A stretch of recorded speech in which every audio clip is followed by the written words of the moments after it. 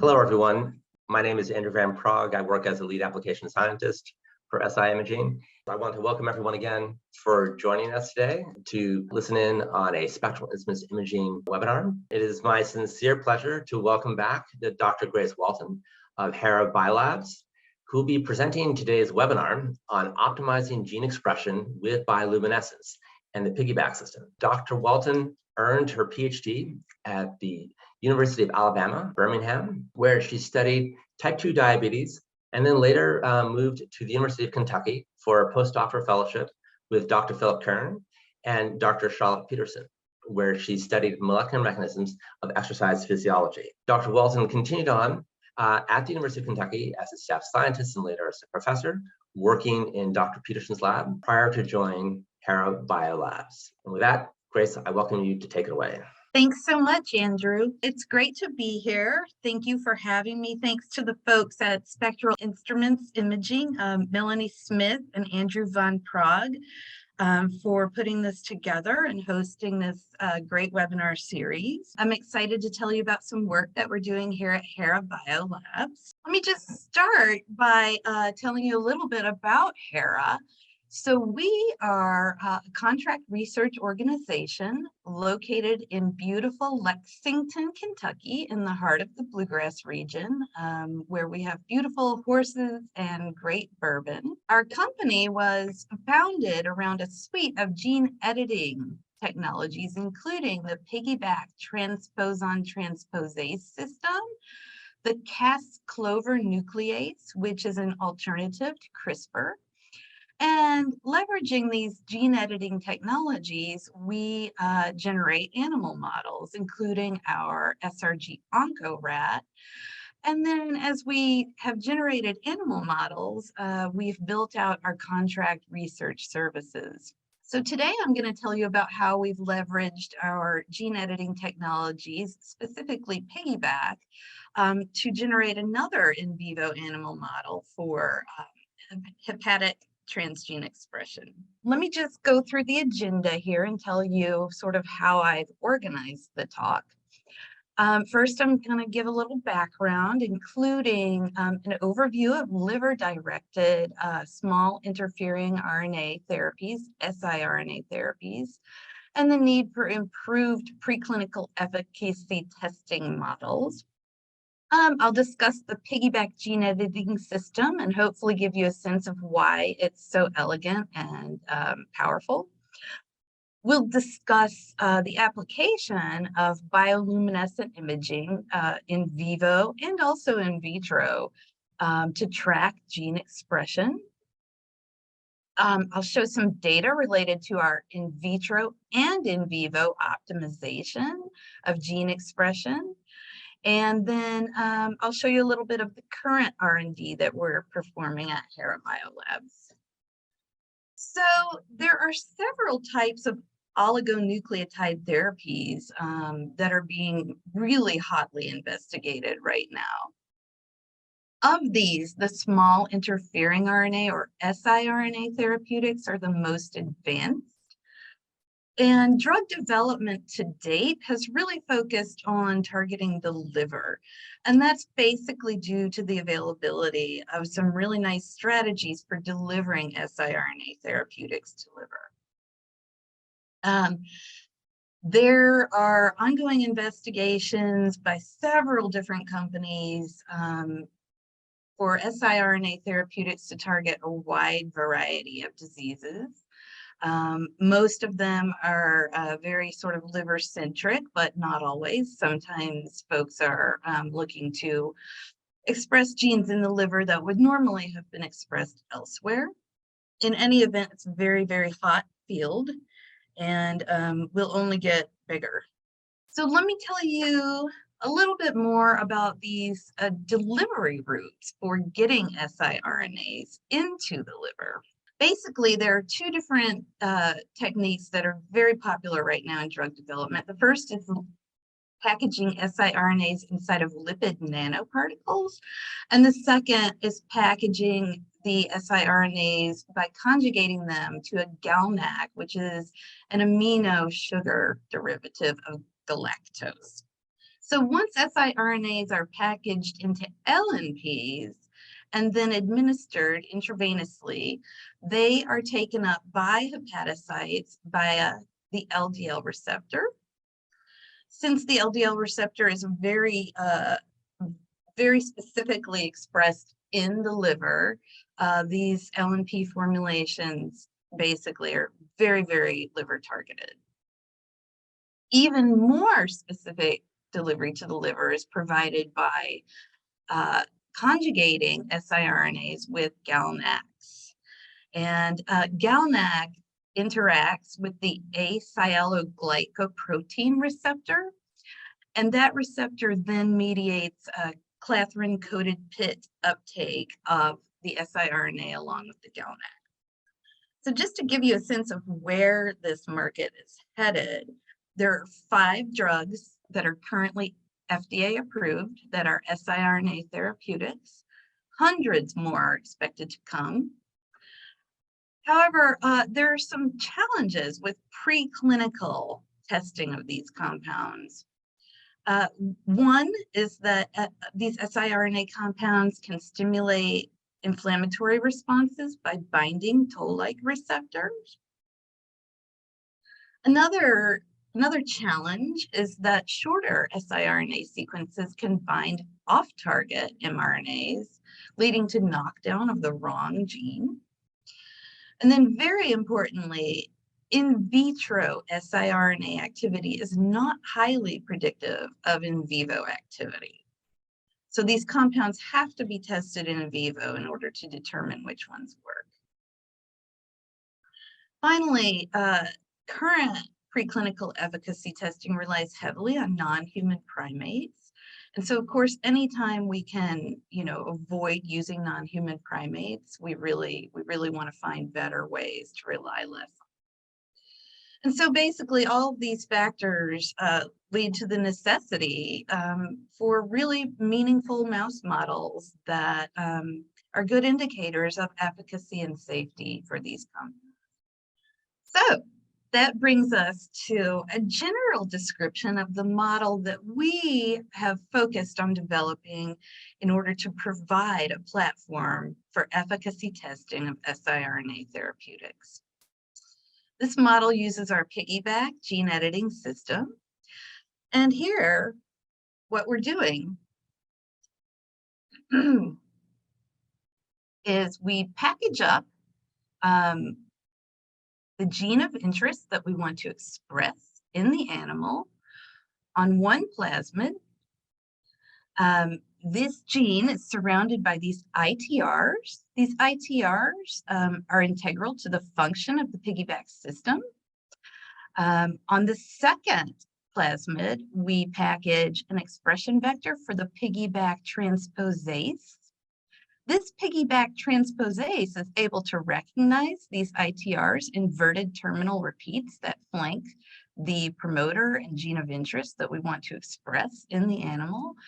And when the PiggyBac enzyme sees these ITRs, it mediates stable genomic integration of the gene cargo into the hepatocyte genome. This system can be delivered to liver in mice using the adeno-associated virus 8, AAV8. So what we do is we take each of these plasmids and we package them into an AAV8 virus.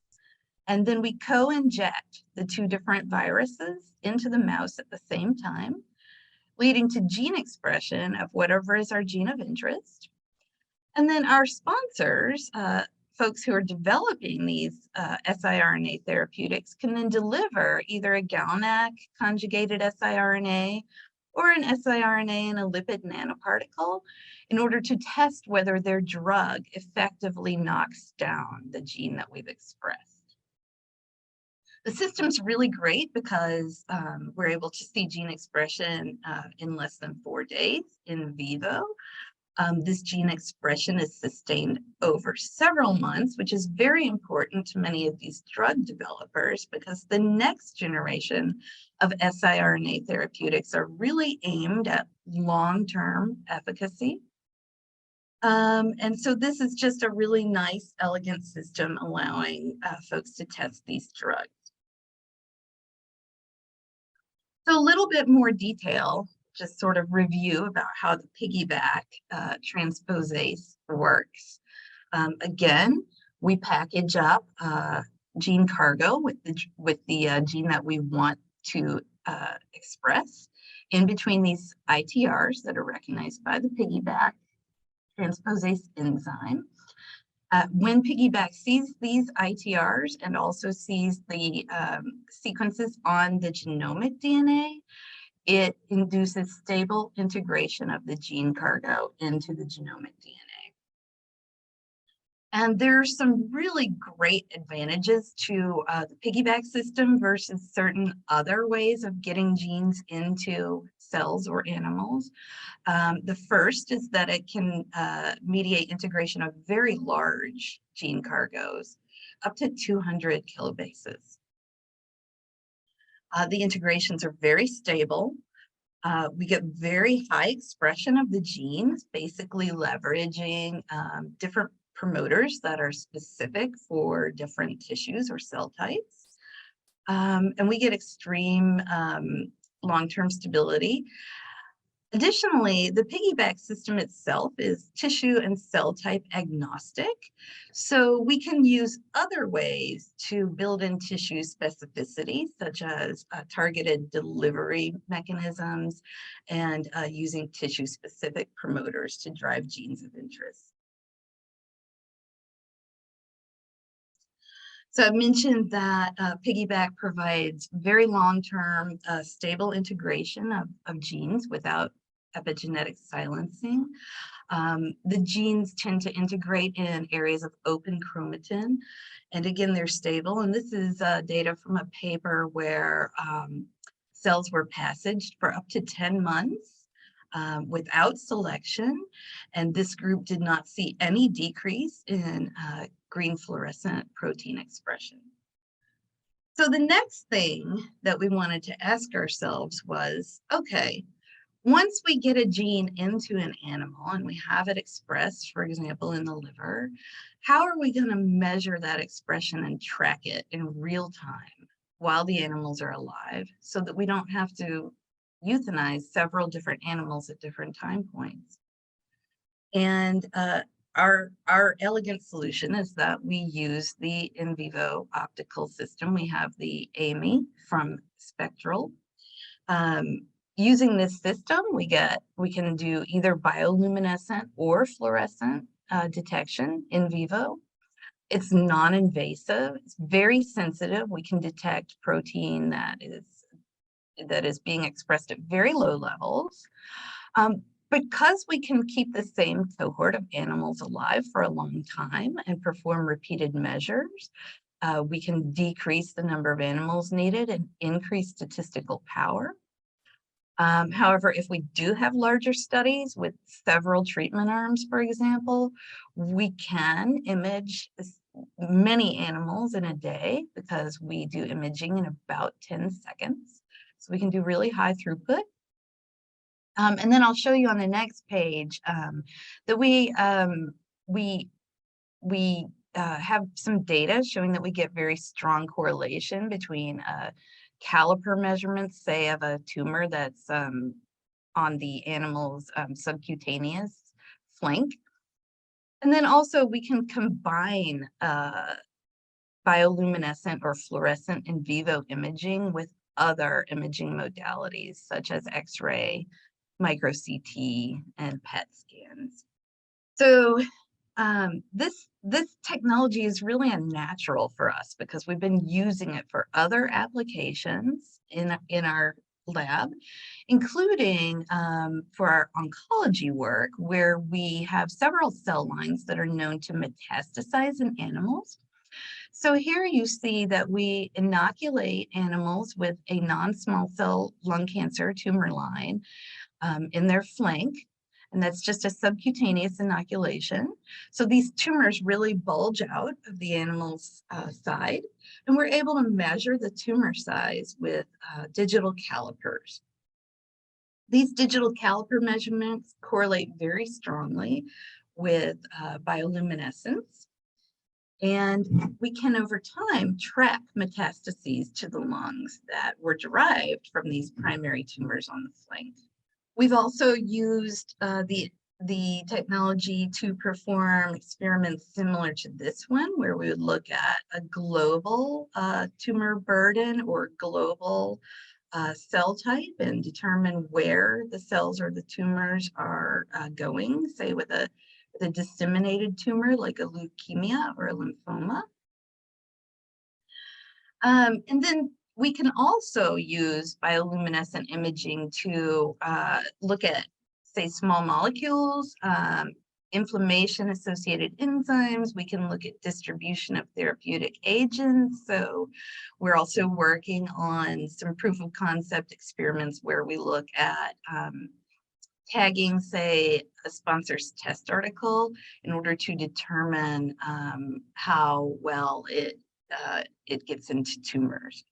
So I'm going to show you how we've used our expertise and built our expertise both with oncology and other platforms, and how we're applying it to expressing genes in the mouse liver. So let me just give you a little bit more detail on this system that I introduced a few slides ago. Again, we're using our PiggyBac transposase system. We are building one plasmid that contains the gene that we want to express. That is being packaged into an AAV8 particle. On the second plasmid, we've got the PiggyBac transposase enzyme being expressed, driven by a CMV promoter, packaged into the second AAV8 particle. Both particles are co-injected to the mouse. In this case, for our proof of concept experiments, we are expressing luciferase as the gene of interest, and we're using our very liver specific promoter, and I'll give you a little more detail about that in the coming slides. And expressing that luciferase using the PiggyBac system allows us to track animals over time and really optimize other variables related to the delivery of the gene so that we can build the best platform for in vivo gene expression. So this is a proof of concept experiment that was performed by Poseida Therapeutics. Poseida spun out of the same parent company as Hera BioLabs. Poseida has used the PiggyBac transposase to deliver the ornithine transcarbamylase gene, or OTC, to mice. They tried a couple of different ways of delivering the gene. On the left here, you see that they delivered the OTC gene on an expression vector in an AAV8 particle. They did not deliver the PiggyBac transposase to this animal. In the middle panel, they packaged their gene, the OTC gene, in one AAV8 particle, and then, similar to our model, they packaged an expression vector for the PiggyBac transposase in a second AAV8 particle. And in the third approach, they packaged their OTC gene expression vector in one particle, and they packaged PiggyBac transposase mRNA in a lipid nanoparticle. And you can see here that either of the systems that involved co-delivery of the PiggyBac transposase yielded far higher expression and more sustained expression over time. So let me tell you how we optimized our system, our workflow. First, we performed a literature review to identify the most commonly used liver-specific enhancer promoter systems in mice. We also wanted to identify the best mouse strain and sex that show the highest AAV8-mediated gene expression. We then built transposons using the 4 best-looking promoter enhancers. We built those first vectors to drive expression of GFP and firefly luciferase. We tested those 4 promoter enhancers in HepG2 cells using GFP and luciferase as the readout. So HepG2 cells are a human hepatocyte cell line. And then based on the Hep G2 data, we chose the best transposon containing the best promoter and enhancer for packaging into AAV8 to deliver to mice under several different conditions. So first, the in vitro experimental results. So let me just show you the promoter enhancer systems that we chose to test first. First of all, we always used in the cells CMV promoter as a positive control. Our promoter is an optimized LSP1 promoter to which we have added proprietary enhancers. We compared that to the E2 hat, which is a human alpha fetoprotein enhancer with a human alpha-1 antitrypsin promoter. We also compared it to the P-Live, which is a mouse AFP enhancer with a mouse minimal albumin promoter. This is a Promega product, the P-Live. And then we compared it also to the LP1 promoter, which is human apolipoprotein hepatic control region with the human alpha-1 antitrypsin promoter. We had used the LP1 promoter in vivo previously with moderately decent results, but not fantastic. We performed transfection in the Hep G2 cells using the Mirus transfection reagent. We maintained the same plasmid copy number across wells rather than constant plasmid mass. We did not include the PiggyBac transposase in these experiments because we only took the experiment out to 29 hours.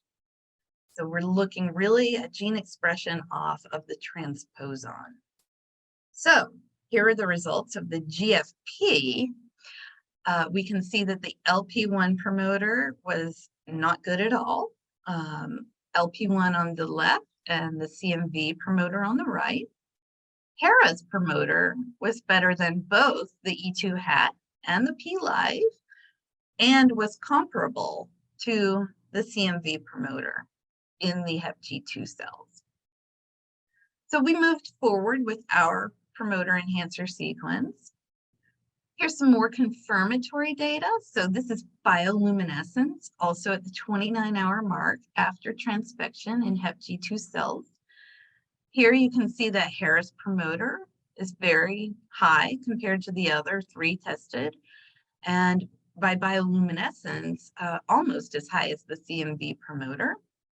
We also looked at gene expression of luciferase in the Hep G2 cells. Again, Hera's promoter is better than the other three. And by gene expression, there seems to be a little bit larger difference between Hera's and the CMV. But in any event, we move forward with our promoter sequence to the in vivo experiments. So let me just give you an overview of the variables that we wanted to look at in the in vivo study. First, of course, we wanted to look at dose response. How much virus do we need to give to elicit gene expression that we're able to then knock back down? We wanted to look at the differences between B6 mice and BALB/c mice. There have been reports in the literature that B6 mice are better at uncoding the AAV8 virus. We also wanted to look at male versus female mice because there have also been reports in the literature that male B6 mice specifically are the best at uncoding the AAV8 virus in order to make plasmids available to the cell. However, other papers didn't get the same results, so we wanted to see how it looked in our hands. We built two different plasmids. The first has our promoter, the modified LSP1 promoter, driving expression of only luciferase, no GFP in vivo, flanked by the ITRs that are recognized by the PiggyBac transposase enzyme. The second plasmid that we built for gene expression contains longer ITRs. It also contains these insulators here on either side of the promoter and luciferase gene. In certain cell types, those longer ITRs in the presence of the insulators helps to prevent gene silencing over time. So we wanted to see if they enhanced gene expression and also led to more sustained high levels of gene expression. We've got basically 4 mice in each treatment group, male and female BioLabs, male and female black 6s. These first 4 groups were all sacrificed 28 days after receiving virus. And they received the smaller transposon without the insulators and with the shorter ITRs. Groups 5 through 10, we tracked them for 112 days for luciferase expression. We also used groups 5 through 10 for the dose response. So we used 3 different doses of viral genome. One with the smaller transposon, one with the bigger transposon containing those longer ITRs and those insulators. So those first 4 groups looking at sex and strain. Our results concur with several published papers that black 6 males express genes more robustly when they're delivered using AAV8. So on the top curve here are the B6 males. Below are the B6 females. And then the dotted lines are the BioLabs males and females. And you can see that from day 7, this is day 4, all the way to day 28, the B6 males show higher luciferase bioluminescence.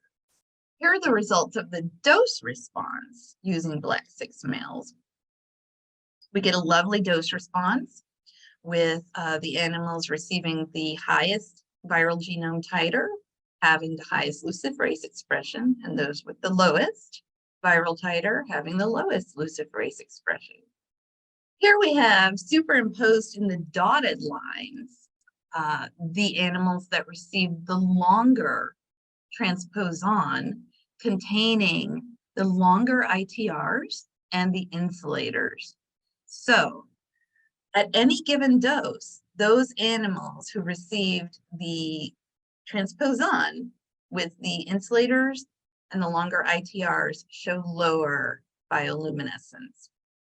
And this is sustained all the way out to 112 days. So that's good news for us that there's no need to include that extra material. And then here are just some rep images and showing, again, the middle dose group with the sustained bioluminescence going out 112 days. And so here are rep images all analyzed together. And you can see that by day 7, we get signal, and all the way through day 112, we have sustained beautiful luciferase signal. So we followed this up with some histology to make sure that the luciferase is being expressed in hepatocytes. And here you can see on the right-hand side that the genes that are stained in brown, that's for luciferase, that's against luciferase. And those cells are clearly hepatocytes. Several of them have 2 nuclei. And then you can see other cell types here with absolutely no stain at all. Zooming out and adding some false color for weak or strong. So weak is the red, and intermediate in this image is blue. You can see that the luciferase expression very much rings vessels. So it looks really, really great and exactly as we would expect it to look in the liver. So we also wanted to test for tissue specificity of the luciferase expression. And you can see here, we collected lung, spleen, and kidney from the black 6 males who received that middle 1E11 dose of virus. Here are the black 6 females' liver and black 6 males' liver. As expected, the black 6 males have far higher gene expression of luciferase than the black 6 females. And luciferase gene expression is basically not detectable in the B6 males' lung, spleen, or kidney. So those data conclude what we've done so far in terms of optimizing the system. I'd like to tell you about a couple of ongoing studies aimed at really showing proof of concept for the system and also looking at other ways to deliver the PiggyBac gene editing system to the mice. So we're partnering with Adverna. They are an siRNA company located in the Boston area. They're working with us to generate some GalNAc conjugated siRNAs to knock down luciferase, so that we can do some proof of concept experiments showing that not only can we express luciferase at nice high levels, but we can go back in and knock it down with a compound that's similar to the compound that many of our sponsors would use to test efficacy. We're also working on different delivery mechanisms. So one major limitation of delivering genes packaged into AAV8 particles is the size limit. So basically, we only have about 4.4 kilobases of space between the AAV8 ITRs. So this doesn't give us a lot of wiggle room to, say, add an expression vector for a larger coding sequence. So we're looking at either packaging our PiggyBac gene editing system into lipid nanoparticles, or there's another system, hydrodynamic tail vein injection, which basically involves delivering a very large volume of solute to the animals containing the plasmids. We deliver it intravenously. It causes basically a stretching of the heart that induces cardiac congestion and backflow into the hepatic vein, retrograde movement into the hepatic vein, which permeabilizes hepatocytes, allowing the plasmids into hepatocytes. And this system relies on the rapid heart rate of mice because after this, even though it sounds pretty awful, they regain normotensive circulation within minutes. So that's the end of that, of the data portions of the talk. And I'd just like to show a couple slides on how Hera can support your work, whether you're an academic or whether you are in a nonprofit or whether you are a drug developer or anything else. We do offer retail sales of gene editing reagents as well as licensing. We also provide in vivo services, CRO services in both rats and mice using the spectral imaging instrument, the AMI, our AMI. Our vivarium is a gorgeous, gorgeous facility. It's barrier vivarium built to house immunocompromised animals, although we also have several wild type animals at any given time. We are ALAC accredited. And we have state-of-the-art data acquisition and highly trained and certified staff, including veterinary technicians and certified lab animal technicians. So with that, I'd like to thank some folks from Hera. So Fallon Noto is our Director of In Vivo Services and R&D. Diane Begeman is our Assistant Director of In Vivo Services and R&D. Other folks who really worked hard on the data that I've shown you today include Kyle Rector and Daniel Machado on the gene editing side. And then on the animal side and data acquisition using the AMI, Nicholas Johnston and Marissa O'Callaghan were instrumental in creating these data. And with that, I would like to thank you for attending